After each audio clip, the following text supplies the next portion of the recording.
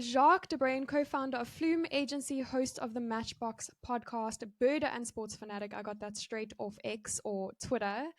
One thing you didn't include in here is that you're a musician, actually, which I think is quite a prominent part of your person. So why did you not include that? I feel like it's well. Firstly, thanks for having me. Appreciate the Welcome. invite. It's good to be here.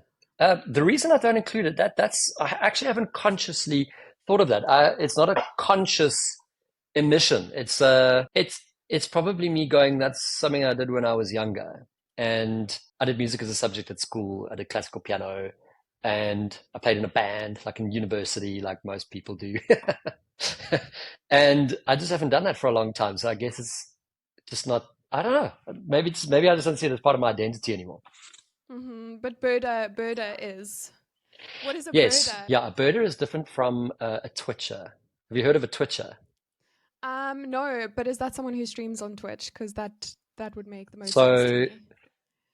so no, it's not. Yes. So it's no, yes and no. A twitcher is someone who is so obsessed with birds that they will find out that there's a rare bird in an area somewhere in the world, and they'll go and book a trip to go and see this bird. That's a Mm-hmm. twitcher. Someone who's like their life's mission is to tick off as many birds as they can. I'm just a birder. So what that means is I love observing and finding new birds, just in everyday life. And this is something you can do anywhere. I can be sitting in the office like I am now, um, for the viewers, Yeah, and you. and I can see a bird fly past. And I'm like, oh, what bird is that? Or you're in a game park and you haven't seen any of the big five yet, but you've seen tons of birds. Mm-hmm. Like the other day, I went to the Walter Sisulu Botanical Gardens, which is not too far from Sandton, which is where I'm based in Johannesburg. And I heard a black cuckoo, and I made it my mission to try and see the birds. So I was like following it around the trees until eventually I actually found it. So, um, yeah, I just love it. It almost feels like the real life version of Pokemon Go. I don't know. Does it make sense? I love that. I love that. I've actually never heard of it as an Yeah. analogy for that. That's amazing. Yeah, if people enjoy Pokemon Go, surely they would enjoy birding. Yeah, you get to see new Yeah. birds, and also when I travel internationally, then I'm also keen to see like what birds are there. We were busy having a strategy planning session for the year in our Amsterdam office, and all of a sudden I paused, and everyone's like, "What's wrong with you?" And I was like, "That looks like a parakeet." And they're like, "What are you talking about?" They all looked out the window and they're like, Jacques, what, focus, focus on what we're talking about. So you know what? And birding is something you can take absolutely anywhere with you. Hmm. Yeah. So that's why birding. Yeah. Yeah, we did that introduction a little bit backwards. I was like suddenly realizing you don't have music in your bio on X. But speaking of X, we actually became acquainted through Twitter. It was Twitter at the time. Hmm.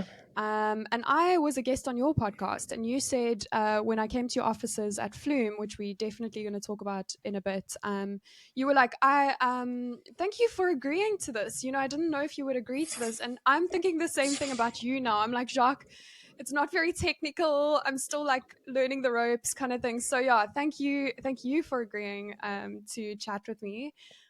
It's a pleasure. I'm not sure why I wouldn't have agreed, but It could have been a disaster, like absolute nightmare, technical nightmare, but I think we're good. Yeah. it's working out just Um, fine. yeah, so you are joint or co-CEO of Flume Digital Agency, and I hope I introduced it correctly. I'm sure there's a very specific way to introduce it. So what is Flume, and how did Flume come to be? Flume is a digital marketing agency. A flume is a channel. So if you actually Google the word flume, you'll see a whole bunch of water flowing through what looks like channels or aqueducts. Or so that's what a flume does. It allows water to flow from one place to another, and it controls the velocity of the water, the direction of the water, a whole bunch of elements, technical elements around how water is processed from one place to the next. That's what we do. We do that with information. So we set up digital flumes, um, and we allow for creativity, information, whatever that output is, to travel across digital flumes to reach audiences. So that's Mm-hmm. what Flume means. We are a full service digital marketing agency, and we do everything in-house. We've been running for almost 11 years now. So the 1st of February 2024, we're going to be 11 years old. We're proudly independent, meaning we own ourselves. No one owns us. We get to decide how things happen around here, which is very exciting. It means we get to set the culture. We get to say what type of processes we'd like to run, which tools we'd like to use. And I think that makes all the difference. And then last year, we launched our Amsterdam office, which is very exciting for us. So we were born out of Joburg. We then launched our Cape Town office, which has been running for about 7 years now, and Amsterdam, which is in February will be a year old. So very Amazing. exciting. And then my title has changed in the last 2 weeks. I've Okay. always been the managing director, but we have drafted in an industry legend who is coming in as managing director, and then myself and Ruan, who's my business partner, the two co-founders and directors of the business, are just going to be joint CEO or co-CEO, if you want to call it that. Yeah, I was thinking about it before. Like, is it co-CEO? Is it? I've seen you referred to as joint CEO and Ruan as well. So, Hmm. there we go, co-CEO. Um, yeah, so that's amazing. I know in your office, I've had the pleasure of visiting the Flume office in Stanton a couple of times. There's a photo of you and Ruan from I think 12 years ago.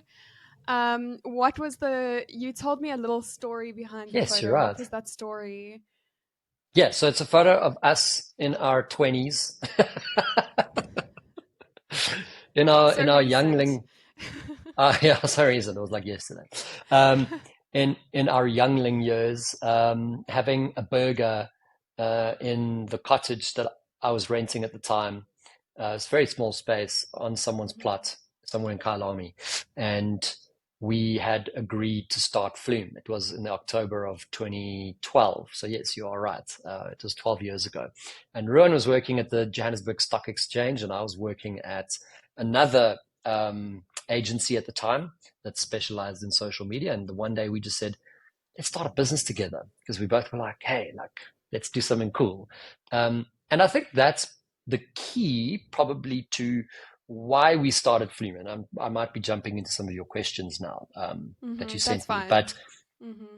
but you have to be a little bit naive, and you have to be a little bit dumb, if I can call it that, to start a business. Because if you knew what I knew now, like almost 11 years on, you might Mm, not want to do it. You might go, oof, that's a lot of work, or it takes so much energy and effort, and it's often thankless. And mm, a lot of the time, the bigger you get as a business, we're now 120 staff.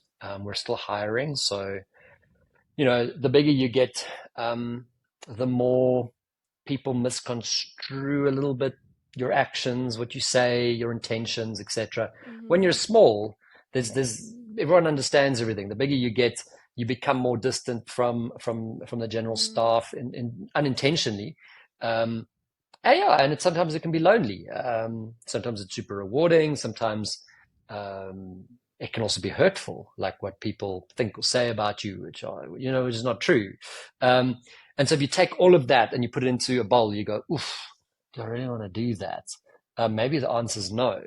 So when you're young and you don't know anything and you have hardly any life experience, you decide to do something, and that's probably the right time to do it, because the less you know, the better.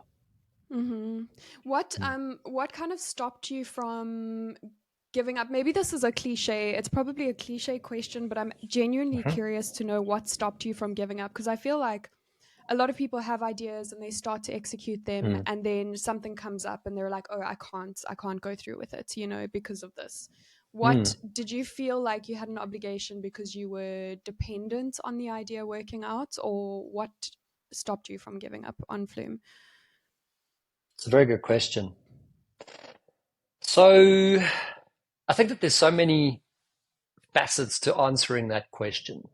It has to do with a lot of intentionality. It has a lot to do with the types of people that myself and Ruan are. It has a lot to do with luck, even. It has a lot to do with the people we surrounded ourselves with. There's so much to it. So, for instance, if we look at the type of people that myself and Ruan are, so I'm more of a creative. I'm more of a I get excited about the high level, big dream stuff, but I'm not very good at the on the ground practical execution.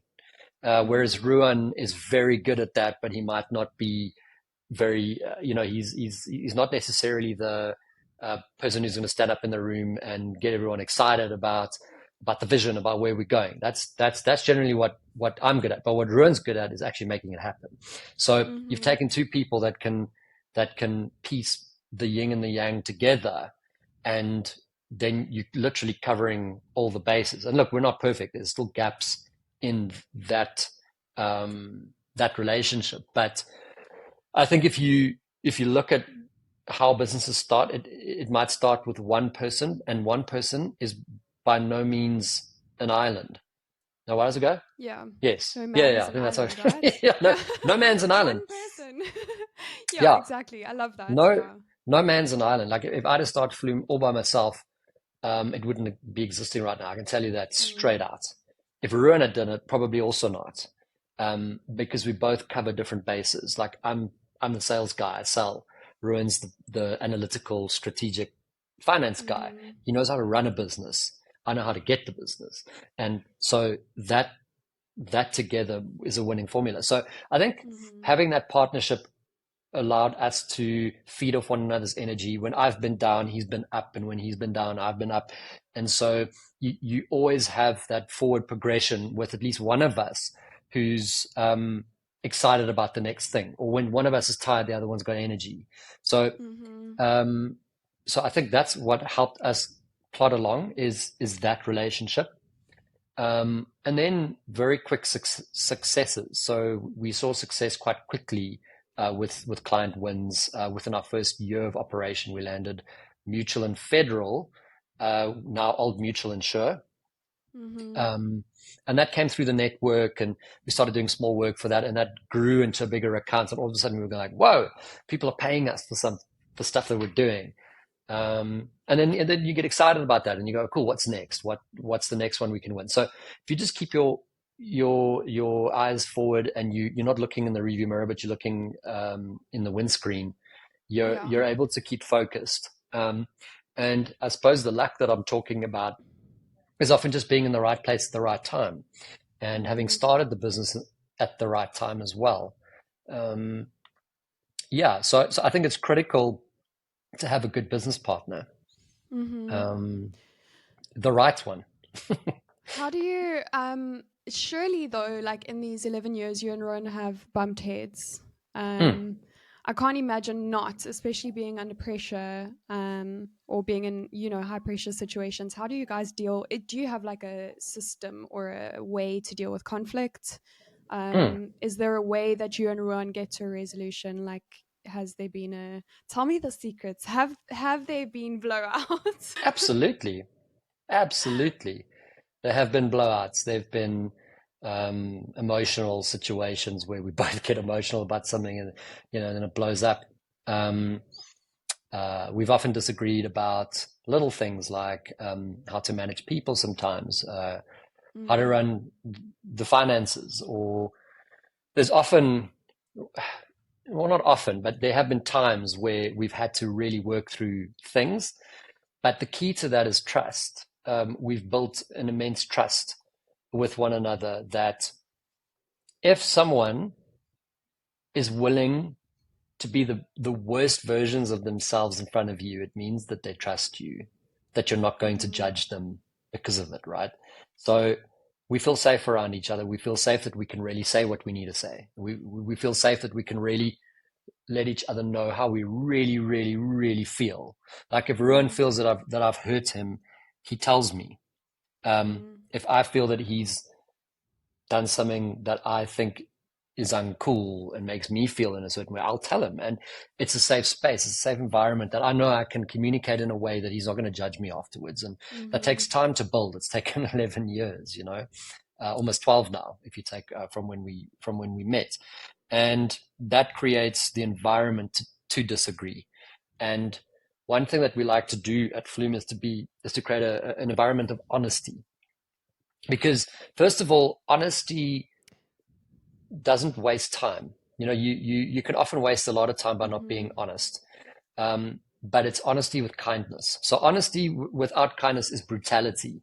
You don't never want to be brutal with people, but you want to be honest with kindness, and you can get straight, and you want to trust that the person saying this with the best intentions. They're saying it to help me. They're saying it to make Flume better. Then there's nothing you can't discuss or disagree with. But it takes Yeah, time, yeah. and you can still get emotional. My goodness, like when I'm tired and I've worked hard and I feel like I'm really under the pump, and certain things can set me off. That's with anyone. Yeah. Yeah. I think it's interesting. I think what I just noticed in your answers, you spoke with a delicacy. I don't know if that's the word, actually. It sounds like Mm. food. I'm talking about food.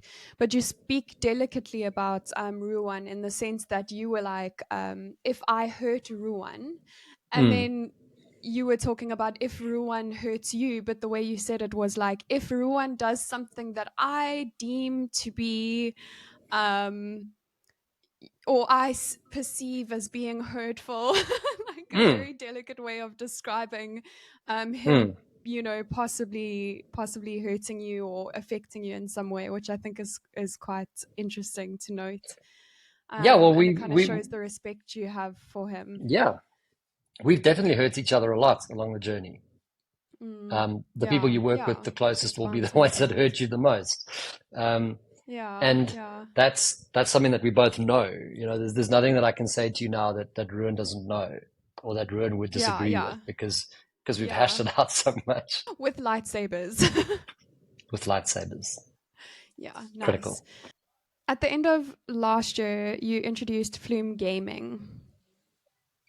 Obviously, that's something that I've been part of, which has been an honor to be part of. Really exciting. Mm. Um, why Flume Gaming? Why gamification? Why gaming? Why do you think it's important for Flume to get involved in gaming and gamifying Mm. marketing? I believe that it falls directly in what we're trying to achieve as a business. What are we trying to achieve as a business? We're trying to build our client's business, but how do we do that? Okay, so that's high level. Then you get to the more sort of granular level. It's through engagement, really. Like no one can buy a product from anyone if they haven't engaged with that business. How do people engage with businesses? They engage with them in store, they engage with them possibly through a billboard, they engage with them through social media, they engage with them on their websites, maybe their Instagram post. But the bottom line is we cannot procure anything from a business if we haven't engaged with that business. How do you create meaningful engagement? You create meaningful engagement by educating an audience about why you exist and why you matter. And sometimes that's not a blog post. Yeah. Sometimes that's not a Facebook infographic. Sometimes it's actually a game. Games are probably the best way to draw people's attention and to focus on one thing at a time, because we're living in a society that's very distracted. I can be on the phone right now and having a conversation to you and my attention split. I can be watching TV and on this. I can be driving and on this. I can be, if you're in Europe, you're on the subway, you're on public transport and you're on this. And our attention is so distracted that I think the only way to really create that meaningful engagement is through gaming. Because no one plays a game kind of like not focused on it. When you're busy Yeah. gaming, you're focused. Yeah. So yeah, I believe that gamification and gaming is critical, is one of the most critical tactics that a business can adopt to drive engagement for the audience that they're trying to reach. Because at the end of the day, business wants to sell to people, and the best way to sell is to make an audience understand what it is that you do. And the best way to make them understand what you do is to do that through a game. Through active engagement. Yeah. Yeah. Correct. Yeah. I think, I think it's it's interesting because before I started streaming, I also didn't really understand why. I say also because a lot of people are kind of like, why would you watch someone play a game if you can play the game yourself, you know? But Mm. Twitch has gamified their platform to such an extent that viewers, Twitch as an example, you know, obviously I can only speak for Twitch and YouTube and Facebook gaming to an extent. But they've gamified their platform to such an extent that the audience feels super involved in whatever it is that the streamer is doing. And you know, I actually didn't even realize and understand it until I started working with you and Flume on, you know, the gamification, gaming and gamification playbook. I hope I can mention that. Which is launching imminently, by the way. Okay, yay, I'm excited. Yeah, so you know, I kind of just really thought about it. That two-way communication, that input, it's just so engaging. And I don't know if that was something that they actively thought about, you know, while they were developing Twitch and growing, or if they just noticed that it created return viewers. Mm. Um, but I just thought that was quite interesting, and it can only really be understood if you become involved in that engagement or sort of two-way communication through these platforms. And gamification doesn't just have to be a game that you play on your phone. Something as simple as I went to the cricket 2 weekends ago, this SA20 that's busy happening. I went to the Wanderers Stadium here in Johannesburg, and they've gamified very simply the cricket game. So yes, you go and sit as a spectator and watch two teams playing cricket, but they've gamified it that if you catch the ball when a batsman hits a six, and if you catch the Mm-hmm. ball with one hand as a spectator, you can win your share of 2 million rand. So now everyone's just like, Okay. please hit a six, please hit a six. My God, hit a six, and let the ball come to, and people go crazy when the ball's going into the crowd. Everyone's like, oh my God, like trying to like catch the ball. So they've gamified even a game of cricket. So Yeah, the audience yeah. there is like super amped about potentially catching a ball and winning money. It can be as simple Very as that. much a parallel. Yeah, yeah, exactly. I mean, and Mm. that's great for, you know, the filming aspect. That's great for the photos. I mean, I'm thinking in terms of that. It just makes everything so much more exciting. I would be running away because I would be the person that gets hit in the face by the ball. So not for me. Well, But then you can sounds watch on fun. TV. Yeah, so it's quite interesting. Gamification, I, you know, it's something I was like peripherally aware of, but not something I actively thought about a lot until speaking with you guys. Where do you think South Africa is in terms of our use of gamification in marketing, I would say like, it's you know, primitive. specifically digital? Yeah. Yeah, it's primitive. There are a handful of corporates that have taken it seriously and have built it into their way of business, even. And then there are some that are willing to try it in marketing campaigns, etc. But I think that we're still very, what's the right word?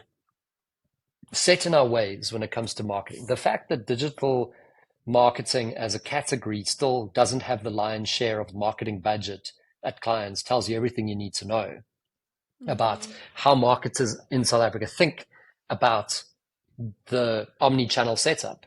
I'm not saying billboards don't work. Believe me, billboards work. Like they make a brand famous very quickly, probably much faster than what Mm-hmm. a Facebook ad or a Twitter X, sorry, X, an X ad. I've been saying Twitter for like what 13 years now. So like to unlearn that is Yeah, quite something. it's gonna take a So while. exactly. The marketing mix is important. Don't get me wrong. Like traditional marketing is important, Mm-hmm. but we're still so set in our ways to go X amount of budget must go to TV, X amount of budget must go to radio, X amount of budget must go to online, that we're not creating room for innovation and exploration of new ways of marketing. I think that South Africa as a innovator in terms of technology is ahead of Europe, and we've had to be because we can't rely on traditional Mm. means of communication and doing business. Like we can't post something, we can't write checks, we Yeah. can't. in the UK, you can still post a check to someone. Like you I can't did do it the that other here. day. I was like, I Mm, don't actually know how to do this because I've never done it. yeah. Do you even know how to write a check? I don't. I don't know how to write a check. No. But because we can't do that here. So we've had to create e-wallets and paying for things via USSD and innovate technology, right? So we're ahead in that sense, but we're behind in how we think about where to spend marketing budgets. Um, so hopefully in the next few years, as the market matures and as even just as marketing becomes more globalized. I mean, the world really has become a global village, and the more we see what's working internationally, maybe the more we'll adopt it here in South Africa. Mm-hmm, mm-hmm. I just had a random thought. This was absolutely not going to be a question, but Hmm. I always perceive like advertising, for example, moving into the sky space. If you like see a street in Thailand, a very busy city street in Thailand, you just see signs everywhere, like Mm. neon lights and signs.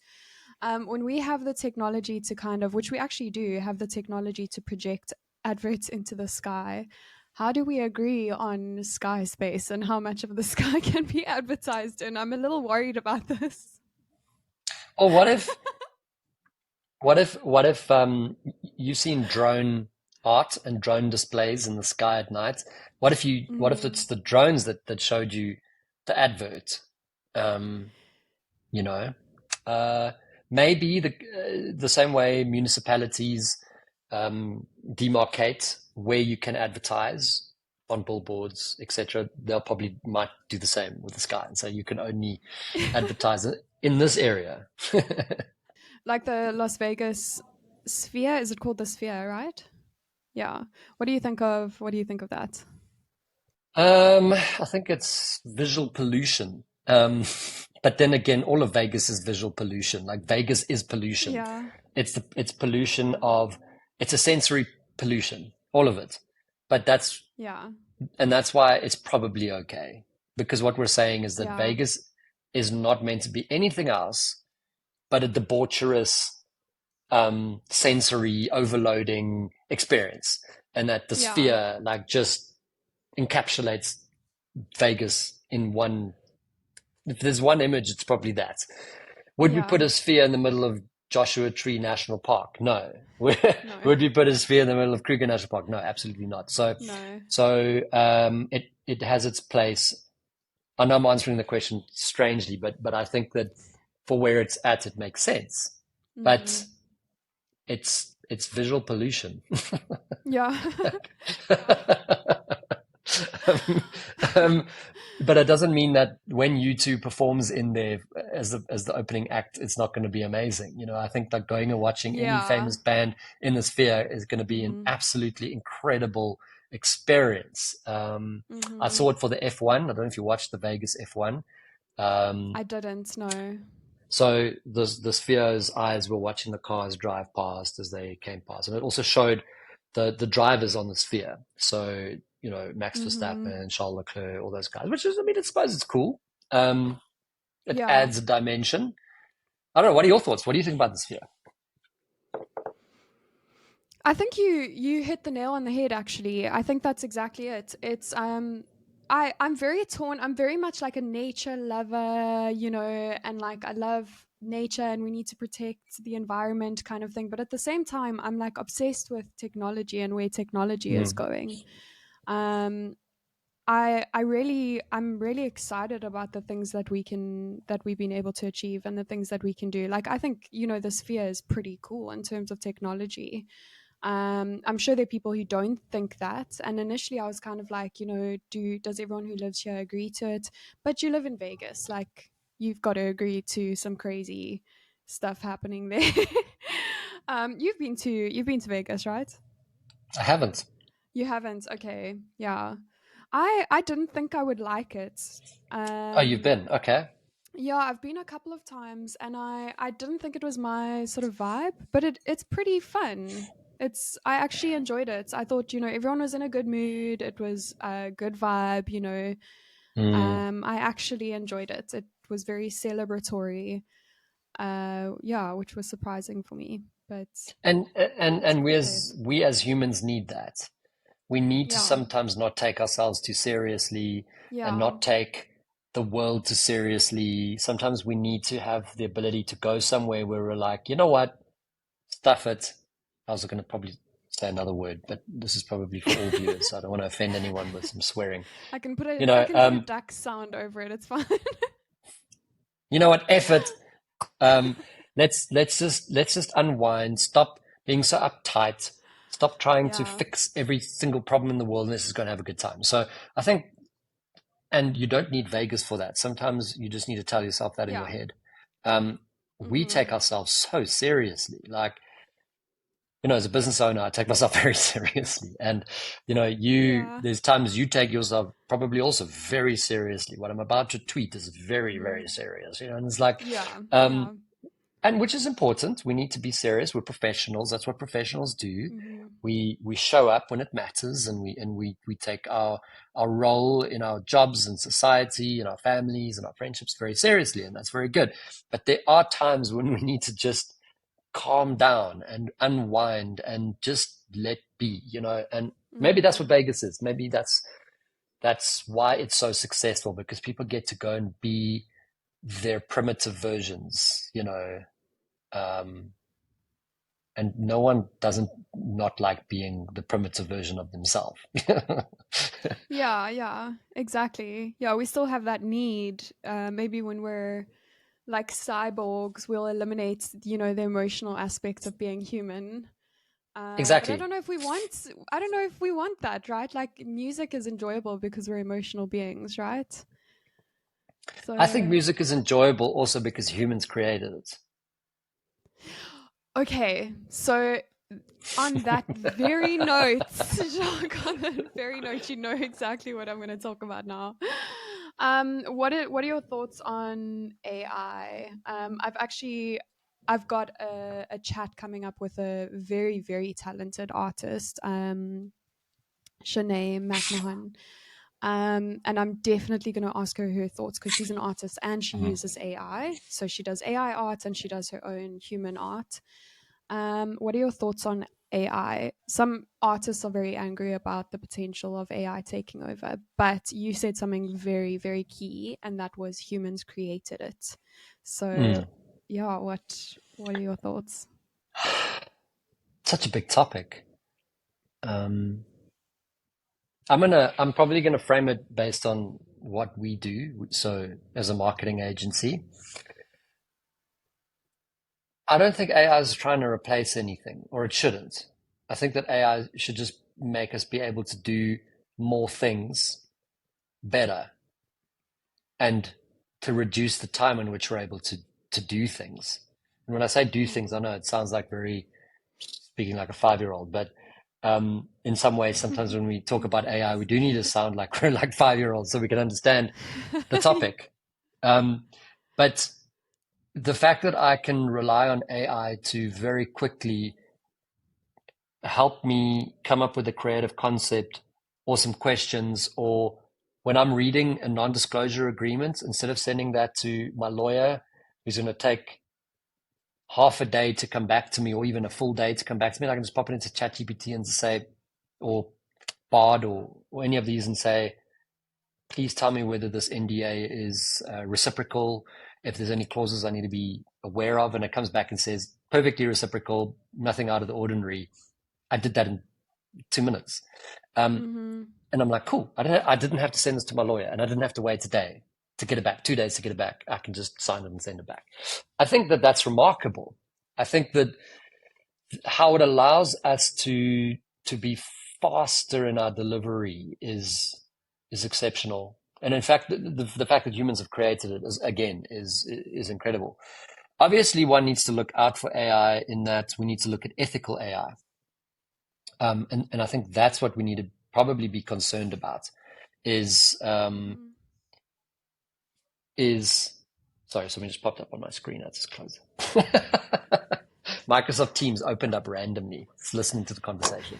Um, so I think we need to not be concerned about AI. We need to be concerned about how we use AI. So what do I mean? I mean that we need to look out for the ethics behind it. So are we plagiarizing when we're using AI? So our AI uses references from what's already out there. So if there's an artist or there's a photographer and AI is using their work as the reference point to create something new that it's giving me, that's probably something we should talk about, and probably something we should all agree needs to be done ethically. If we're looking at how big data is stored. So think about all the people that work at all the big corporates across the world that have access to very sensitive information and are popping that into ChatGPT and saying, put this into a pie graph for me, or give me the high level information about what's in this data. Now, all of a sudden, you've taken sensitive information and you've put it on a server somewhere that now OpenAI owns. And that's probably not okay. So how we use it we still need to have very tough conversations. But no doubt AI can help us do so much more and so much better. I almost liken the conversation about AI to the conversation about pocket calculators. So you can imagine when pocket calculators first came out, everyone was like, they're going to make humanity stupid. And everyone's like, yes, screw pocket calculators. Like, how dare we have you telling me that you're going to try and do a sum on a pocket calculator when you can just do it in your head? You're becoming stupid, right? Yeah. Now, we go out for dinner and we're quickly like, pocket calculator, And pocket calculator didn't make us stupid. It just made us to be able to do things faster. And I think that's the point. Yeah. That's interesting. I think you put it very well, actually. I want to ask you what your biggest lesson in 2023 was. Personal, business, what I had to think about it for myself. I'm not sure what mine was, but if you know what your biggest lesson in 2023 last year was, can you share that? I read that and I actually didn't know. And I had to kind of dig a little deep, and then I found one, a bit of a subconscious one. But it's not me trying to clutch at straws and find something to say. It really is, I think, something that has taken me some time to learn. Is that there's different ways of helping people. We often classify help as dropping what you're doing right now and going to assist someone. And often, for those who understand the Enneagram personality test or leadership style test, you get different numbers, 1 to 9. And generally the number 2 is the helper. So they'll stop what they're doing. They'll turn their focus on someone else, help that person, then come back to what they're doing. And that's how we classify what help is in our heads. I need to drop what I'm doing now. I need to help Chloe with something. But help often is not that. We had a very, very tough project last year, a huge project, tough project for one of our really big clients, if not at that time our biggest client. And it really stretched the team to the point where maybe they were unhappy at times. Maybe they even had a bit of resentment. Maybe they were cross at me for agreeing to do the project. But at the end of it, the team delivered. The client was so impressed. They said that of their 27 years working at this company, it's the first time that a project was delivered on time. And the team obviously got rewarded for it at the end. And everyone was smiling, and I thought to myself, you can help someone by going, oh, shame, let me take the burden and not let you do that. You can help someone by going, let me do it for you. Or you can help someone by going, you need to do this. It's going to be hard. You're going to walk through some fire. You're going to walk on some coals. You're going to hate it at times. You're going to be tired. You're going to be grumpy. You're going to be resentful. You're going to be not the best version of yourself. But when that happens, I'm here for you. I can do what I need to do to support you, but you got to do this.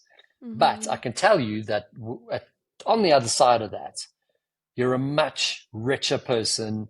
You have much better experience.